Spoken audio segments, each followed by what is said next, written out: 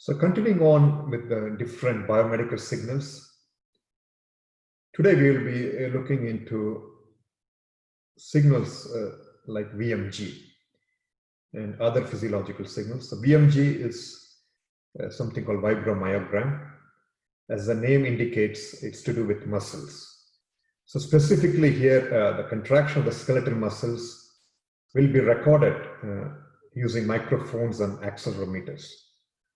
So in EMG, we record the muscle contraction using needle sensors.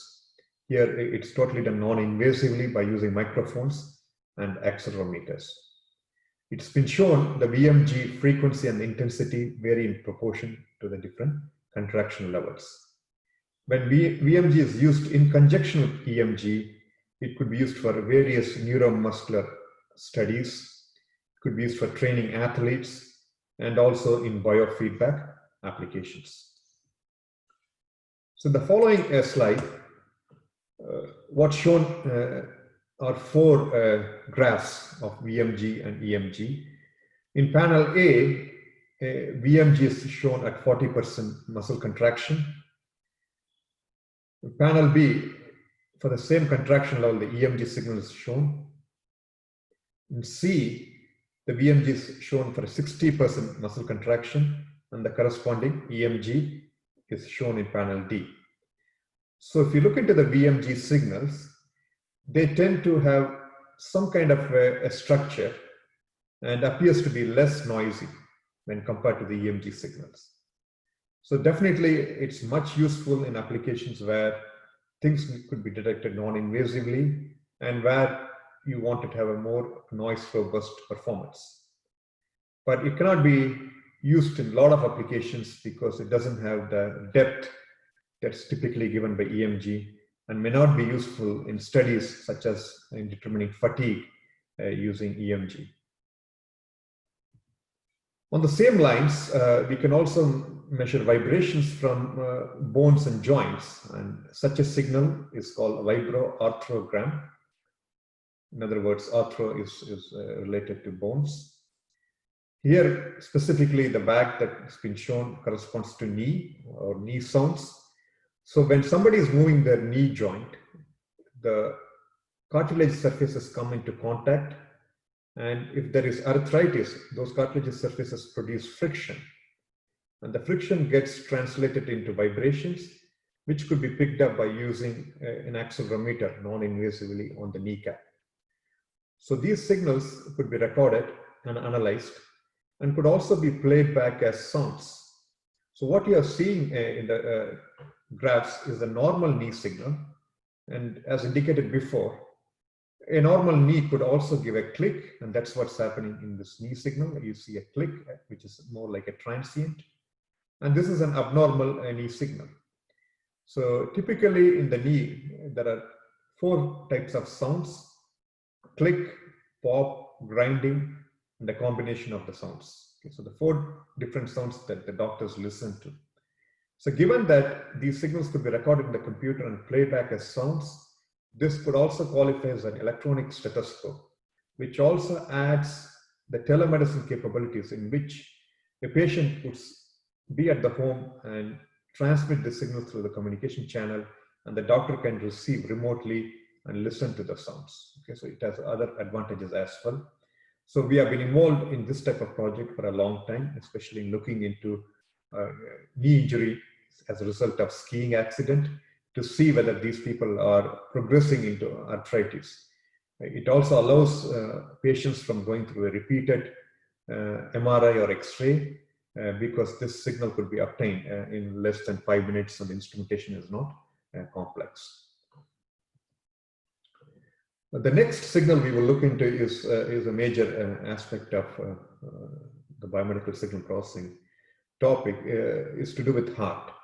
Just like how we looked into EEG and neural engineering, for the next a while, we will be spending some time in understanding the cardiovascular aspects and the related signals. So in terms of the anatomical aspects of the heart, it's pretty obvious. It weighs, an adult heart weighs typically 300 grams, and it's the size of a fist okay, hand fist. So you got to remember it, 4 plus 4, so it has 4 chambers, which basically collects blood and pumps blood. And there are 4 valves, which helps the blood movement. Okay? And the 4 chambers are the right atrium, the right ventricle, the left ventricle, and the left atrium. So those are the 4 chambers. And the 4 valves are in the atria. We have the tricuspid valve, which allows the blood to flow from right atrium to the right ventricle. You got to remember the valves can open in only one direction, so the blood cannot flow in the reverse direction. So that's by natural design. And there is a pulmonary valve which basically sends the blood from the right ventricle to the pulmonary arteries. On the ventricle side, we have the mitral valve, which essentially moves the blood from the left atrium to the left ventricle. And the blood that's pumped out of left ventricle goes through the aortic valve into the aorta. Okay. So 4 chambers and 4 valves. Now, the other 2 aspects you got to remember are veins and arteries. Veins in the circulatory system means the blood is coming into the heart through the veins. And blood going out of the heart is what's called arteries. So in the case of the circulatory system with heart, the deoxygenated blood from the rest of the body will come through superior vena cava and inferior vena cava, which brings the deoxygenated blood into the right atrium. And during the process, the blood flows from atria to ventricle, which gets pumped into the pulmonary arteries. So pulmonary arteries are taking the blood outside the heart, and they're moving the blood into the lungs now, the pulmonary artery. In the lungs, the deoxygenated blood gets oxygenated, and that's where it is enriched with oxygen content. And the oxygenated blood comes to the heart through the pulmonary veins. So the pulmonary veins bring the heart blood back into the heart, and through the left atrium, it goes to the left ventricle, which pumps the blood, and they move out of the other artery, the largest artery in the human body, the aorta, which takes the blood to the rest of the human body, both the lower human body and also the brain. So aorta's job is to circulate the purified blood to the rest of the body. So this is how the circulation works in a very high level, and they all happen in coordination. They all happen in coordination. When doing it, you got to appreciate the nature's job here. So here you have ventricles, which are basically helping in pumping the blood. And when they're pumping the blood, they're acting against gravity. So you can imagine the type of energy that they spend in doing it. So the whole aspect of this mechanical heart has been electrically triggered through the sinoatrial node, which is at the right atrium. The sinoatrial node triggers this electrical movement. In other words, they act as a power switch. In other words, it could be also called as the natural pacemaker sets. So the sinoatrial node sometimes gets your signal from the nervous system called the autonomic nervous system, which is also connected to the brain. So that's why if somebody is stressed, the sinoatrial node tends to act faster, and that essentially controls the electrical activity of the heart rate. Okay, so the SA node plays an important role in maintaining the electrical conduction of the heart. Okay. So going into the next facts, we got to appreciate, the heart beats 115,000 times a day, typically. Okay?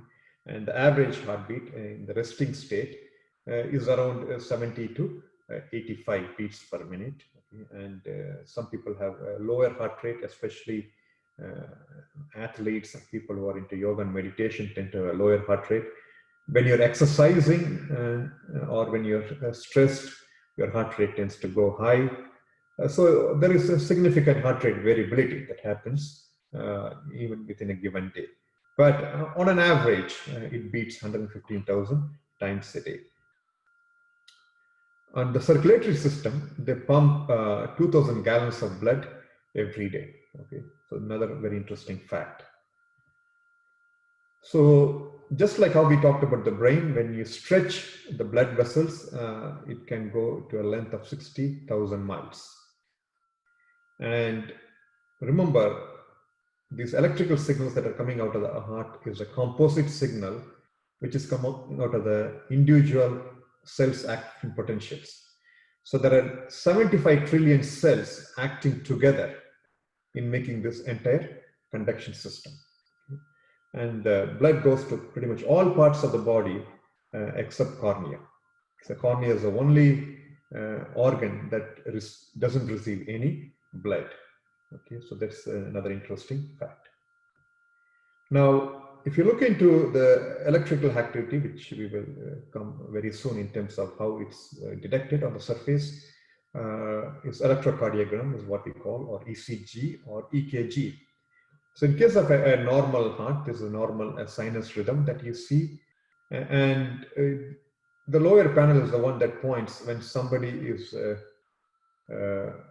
unfortunately having a heart attack and may not be surviving. And that's something called ventricular fibrillation. So the entire PQRST morphology is lost here, and the signal starts to become a little bit random, and eventually it becomes an isoelectric or a DC line, which means the person is not alive anymore. So you might be familiar with a lot of these basic facts, but you got to remember among all the biomedical signals is ECG that presents a very good morphology in terms of waveform shape and also a good rhythm. And it's really a very classical example in testing out many signal processing methodologies. As previously indicated, it's basically a four-chambered pump. And also people talk about two phases, especially when we talk about ventricles. One of them is called the diastolic phase, in which the chambers are kind of in a resting phase. And the other one is a systolic phase where the contraction is happening. Okay?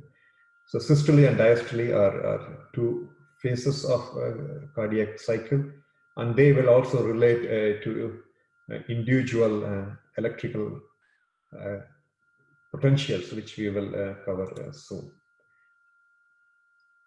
You got to also keep in mind that because of the amount of work that's involved in ventricles, they tend to have a thicker walls compared to other parts of the heart organ.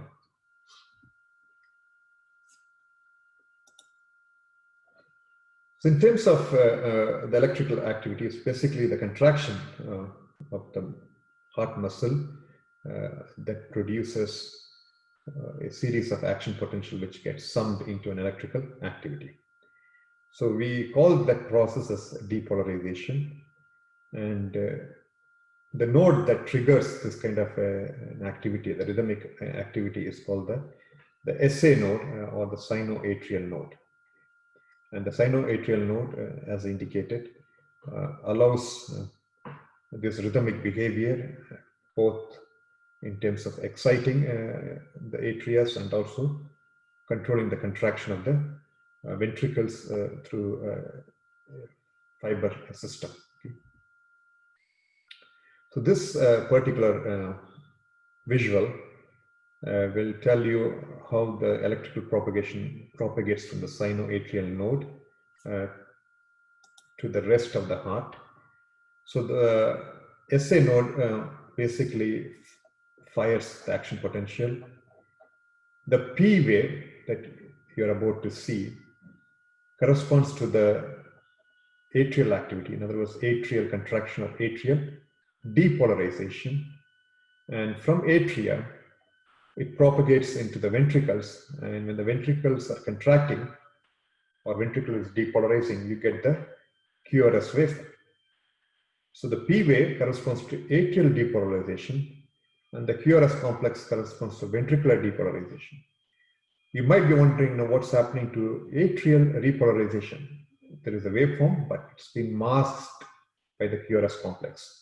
So you will not be able to see the graphical representation of atrial repolarization in an ECG signal because of the dominance of the QRS complex. So after the ventricles have contracted, then the ventricles go through a relaxation phase. It's called ventricular depolarization, and that gives rise to the T wave. So PQRST T wave, and the T wave, as I indicated, is due to ventricular repolarization. So that's one cycle of the heartbeat, and because of the intense pressure and the activity of the ventricle contraction, typically the QRS tends to have a stronger pressure, and that relates to a stronger amplitude in the ECG waveform. So this is again a snapshot of one cycle of just what we talked. P wave atrial depolarization, QRS ventricular depolarization, and this is ventricular repolarization. And within that, people tend to monitor various time durations. For example, the PR interval, QRS duration, and QT interval. They all play a role in understanding if the heart is beating normally or is there any abnormal activity. Now, this is great. I mean, this is one of the most well labeled biomedical signal. We have seen other biomedical signals like EEG and EMG. We did not have a defined structure like this. Now, what made it like this? This happened almost 100 years ago when Einthoven recorded these signals using a very smart instrumentation technique. And this is the technique we call the 12-lead system. 12-lead ECG system. So that's the clinical standard of getting the ECG using 12 leads. You got to remember, 12 leads doesn't imply there are 12 electrodes attached to the human body. There are only 10 electrodes that are attached to the human body, but we can get a 12-lead ECG signal. So let's go through that very quickly. So what you see here, V1 to V6, are called the chest leads, or the precordial leads. So V1 to V6. And they're placed as per this diagram here. Okay.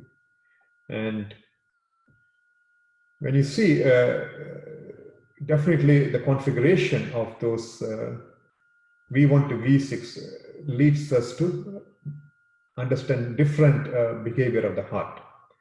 For example, V5 and V6 tend to have more influence from left ventricular activity.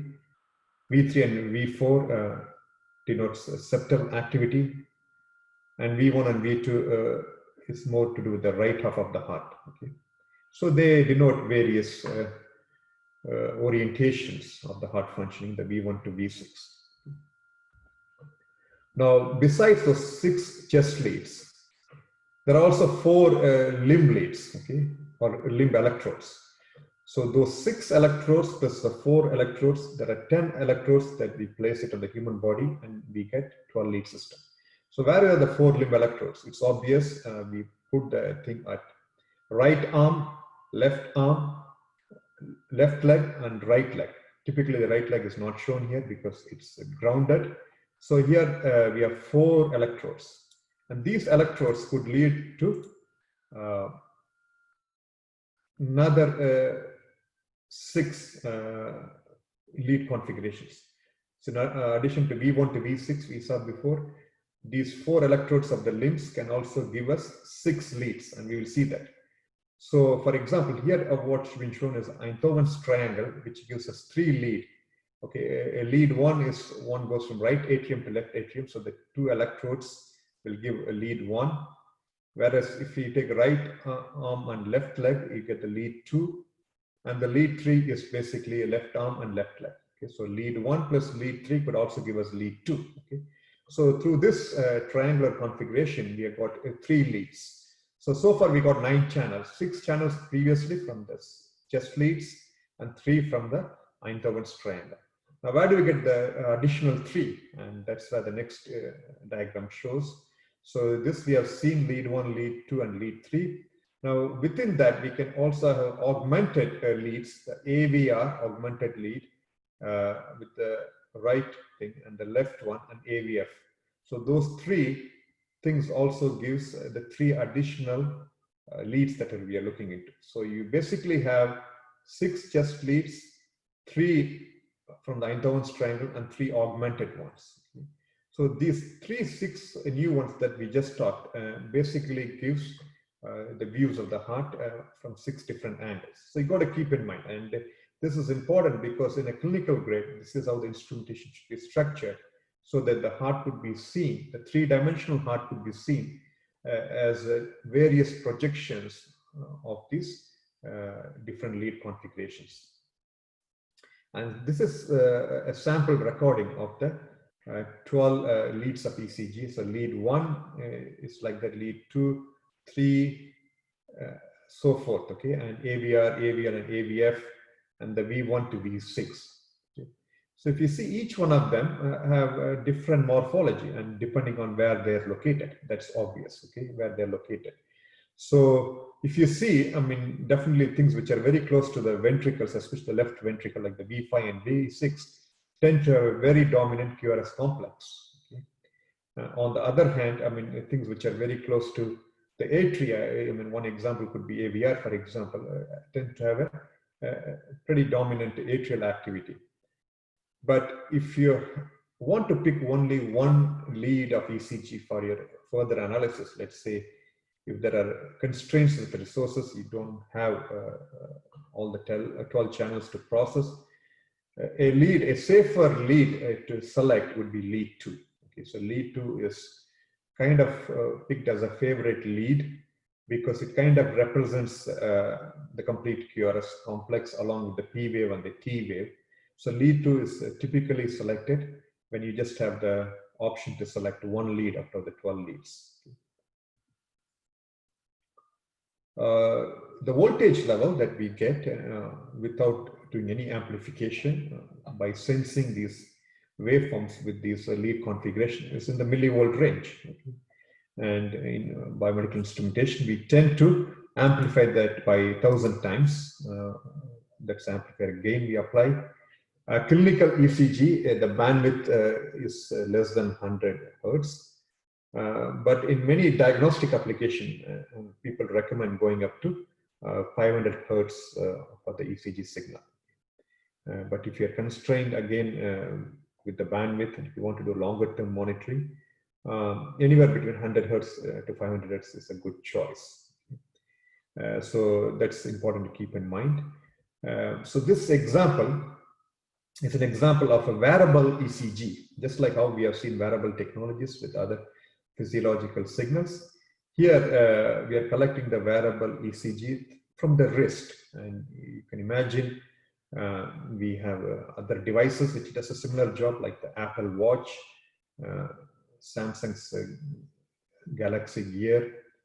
They all get ECG from the wrist level, and you can do a lot of analysis. Specifically, you can do what's called understanding atrial fibrillation, AF, which seems to be an issue with stroke-related problems. Okay, so that's what Apple Watch does. So here, what's been shown is another Canadian invention called the NIMI band by a company called Bionem. So what they've done is that they've taken the ECG from the wrist level and used the ECG as a password or as a biometric to operate devices. So it knows the user, it authenticates the user, and it could be used for secure transactions, even for payment services. So the video of NIMI band and its capabilities are shown here.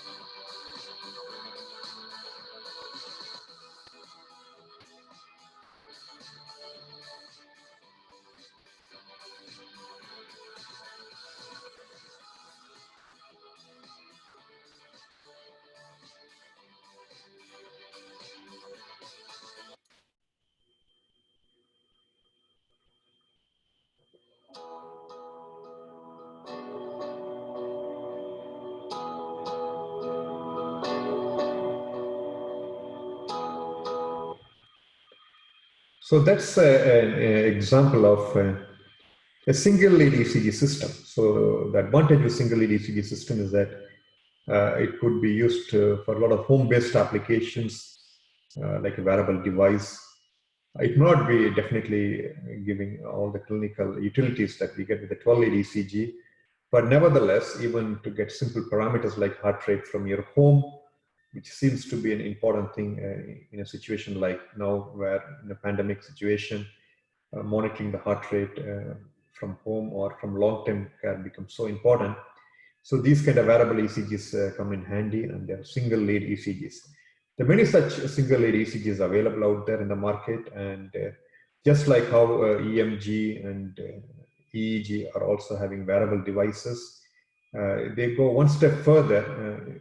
They're starting to prove that many of these physiological signals are quite unique to individuals. So they might have structure which might look similar, but it seems like a signature to each individual. So they could be used for a lot of biometric applications, like opening devices, using for authentication, things like that. So still open area of work where the applications go beyond clinical context. It can be led into other areas. Now, continuing in the same area of heart, yes, ECG is the most dominant modality, but we should also be mindful of PCG, which is phonocardiogram. As the name implies, it's a recording of the sound of the beating of heart. Okay, so previously we were recording the electrical activity. Now we are using microphones to record the sound. And typically from the heart, you can listen to two sounds in one cycle. Okay. The lub-dub sound that many of you are familiar with when a stethoscope is used, and they're called S1 and S2. Okay. S1, the first heart sound, and S2 is the second heart sound. So here we are giving a corresponding ECG for an S1 and S2. And you can see, I mean, these two sounds typically correspond to the systolic and the diastolic activity of the heart. Okay. So S1 sound normally relates to ventricular contraction, and it also corresponds to the beginning of the QRS activity, whereas an S2 sound basically relates to the end of ventricular activity or ventricular repolarization in the end of the systolic phase, okay, in the beginning of the diastolic phase. This is another example where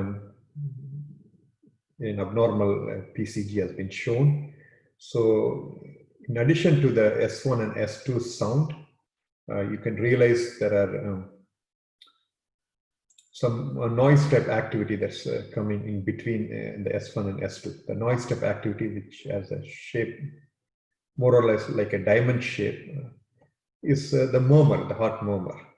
Okay. And the murmurs corresponds to abnormality in the heart, and this is exactly happen when an auscultation process is done. When somebody is listening to your heart, they, in addition to the S1 and S2 sound, they try to listen to the murmurs. That's what's been represented as a graphical plot here. Whereas the ECG, corresponding ECG is shown in the middle panel, and another signal which is called the carotid pulse. Carotid artery is an artery which takes the blood from the aorta to the brain. It's typically in the neck area. And if you put a sensor, you can get this carotid pulse. They all are synchronized. You can see, you know, all these three waveforms are synchronized. S1 along with the QRS to the carotid pulse, they all are aligned with some delay, which is expected because it's the time of transit, they call. There's some delay, but nevertheless, we could access the heart activity from other points in the body as well. So that's an important information to keep in mind, especially in the context that when people really don't want to go through a complete 12-lead system, is a wrist a good point to capture your heart signal, or is it at the carotid artery or anywhere else? Okay. So this is a diagram which showing this multimodality of the different heart signals that are possible. The other type of signal that I just touched upon, the CP, the carotid pulse. The type of sensor you have to use is a pressure sensor, so we cannot use a chest lead or the classical sensor we use for ECG, or we cannot use a microphone that we use in PCG.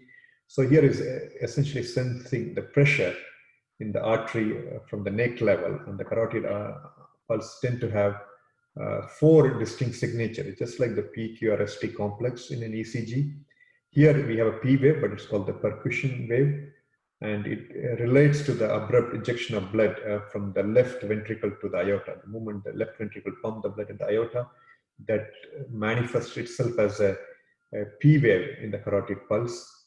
Then you have a tidal wave, which is caused by the reflected pulse returning from the upper body.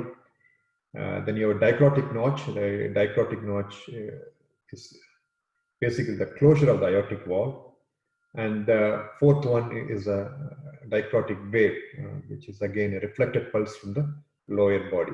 So the PTDDW is a typical waveform labeling for carotid pulse, but it's not easy to get all these labels or all these different signatures from a carotid pulse all the time.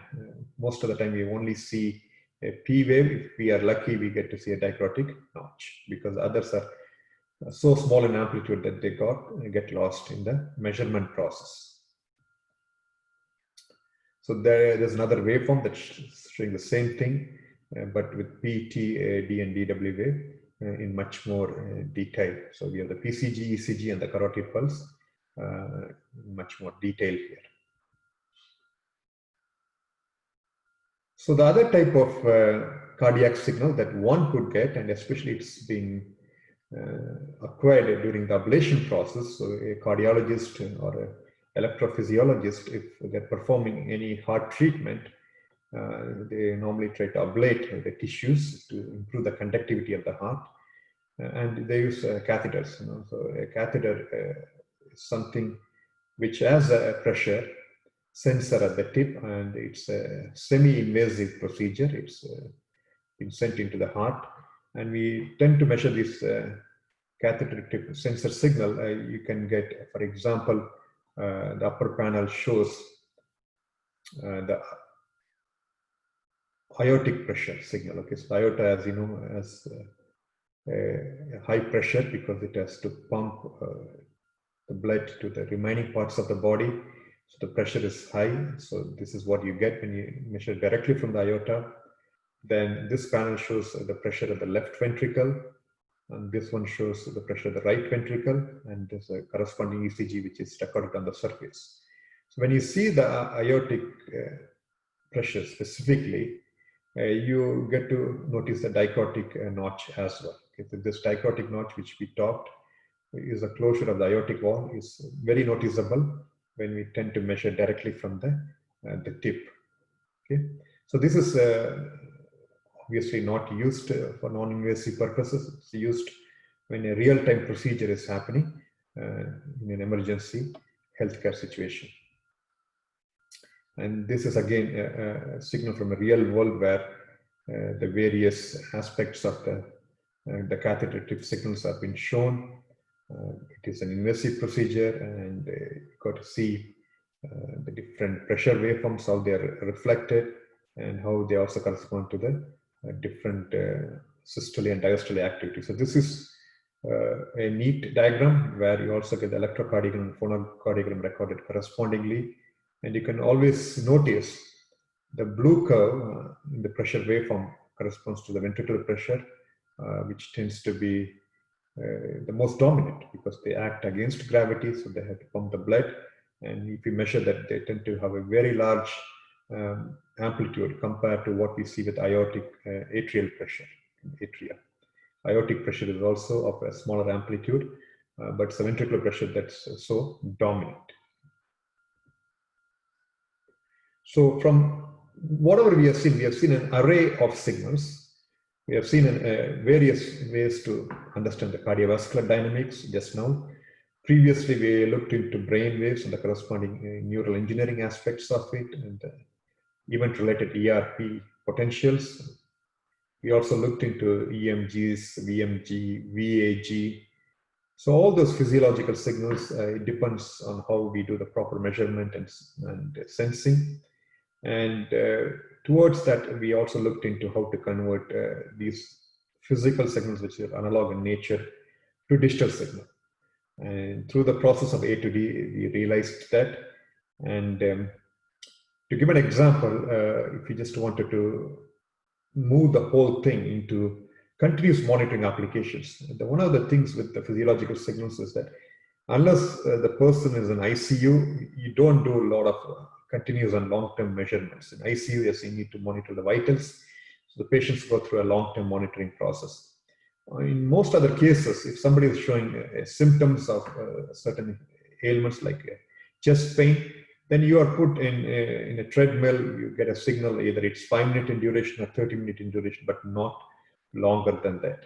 But given that what we have seen with some of the examples of wearable options, we can record the signal in a longer duration. And let's do a very simple calculation of the results requirement. So here, let's assume a 24-hour ECG recording I want to do with the classical instrumentation approach with a 12-lead system, assuming a sampling frequency of 500 Hertz, and quantization, which is basically taking the number of bits per sample is 12 bits. And if you go through that calculation, you will see the memory requirement or the bandwidth requirement to record this 1 day of ECG will be translating to something like we need at least 72,000 bits per second to represent this ECG. And in our day, we need this many bits, okay? So if you see here, basically I've taken the number of bits per second.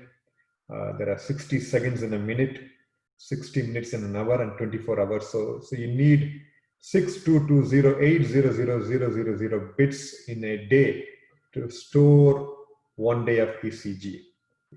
In many cases, this may not be even needed because the whole thing could be normal or there may not be any saliency or abnormality in the signal. Okay?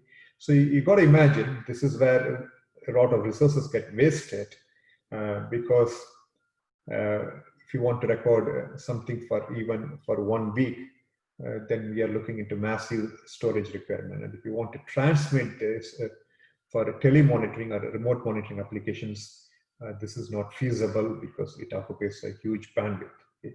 So this is almost like watching a very high definition video for a longer time frame. So this is where the motivation comes to see how we can basically work around certain things and to not to lose the information that's present in the physiological signal and to basically obtain optimal representation, which could be used for not only for storage, also for transmission purposes in real-time diagnostic applications.